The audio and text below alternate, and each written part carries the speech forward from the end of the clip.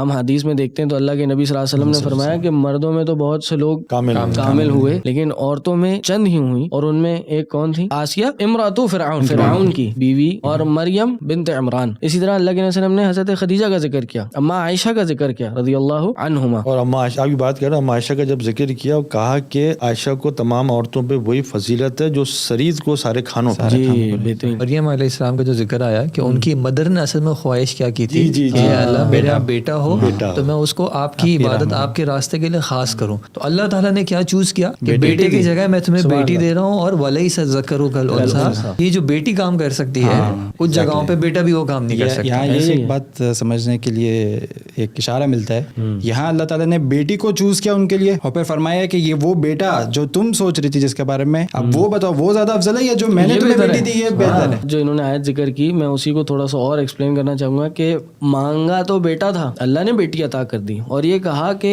بیٹا جو ہے وہ بیٹی کی طرح ہو نہیں سکتا، کیونکہ بیٹی کو ایک بڑا مقام، اونچا مقام دیا، ایک ریپوٹیشن اس کی زیادہ بہتر ہے، اس لیے کہا کہ وہ اس جیسی نہیں ہو سکتی۔ قرآن میں کتنی خواتین کا نام سے ذکر ہوا ہے، نام سے ذکر ہوا ہے۔ وہی میں کہہ رہا تھا، جیسے آپ نے کہا کہ قرآن میں ایک سورج النساء کے نام سے ہے، جو یہ تو جنرل ہے، حضرت مریم کے نام پہ ایک پاک دامن عورت کے نام پہ ایک سورت اتاری، پوری سورت اتاری، کتنا بڑا اعزاز عزت بخشی اللہ تعالیٰ نے ایک عورت کو۔ اللہ کے نبی صلی اللہ علیہ وسلم کی اپنی جو بیٹی تھی فاطمہ رضی اللہ عنہا، کتنے مواقع آتے ہیں کہ ذکر آتا ہے کہ جب وہ آتی تھیں تو اللہ کے نبی صلی اللہ علیہ وسلم ان کا ویلکم کرنے کے لیے خود کھڑے ہوتے تھے، ان کو ویلکم کرتے تھے، اور پھر ان کو اپنی جگہ پہ بھی بٹھاتے تھے، ان کے ماتھا چومتے تھے، ان کا ہاتھ پکڑتے تھے، ہاتھ پکڑ کے ان کو اپنی جگہ پہ لا کے بٹھاتے تھے، مرحبا کہتے تھے۔ نبی صلی اللہ علیہ وسلم نے کہا کہ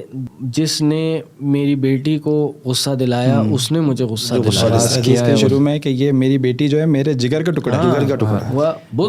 بضعۃ منی۔ اور یہاں سے یہی سبق حاصل ہوتا ہے کہ اے مسلمانوں اپنی بیٹیوں کے ساتھ اسی طریقے سے سلوک کرو جیسے تمہارے نبی نے کیا ہے۔ سبحان اللہ شیخ، آج ہم محبت کا دعویٰ تو کرتے ہیں لیکن ہم دیکھ لیں کہ ہم اپنی اولاد سے جو ہے کیا اس طرح پیش آتے ہیں، جب وہ بیٹی آتی ہے آپ کے پاس تو ہم اس سے کس طرح سلوک کرتے ہیں۔ چاہیے اس طرح سلوک کرنا جس طرح اللہ کے رسول نے کر کے دکھایا ہمیں۔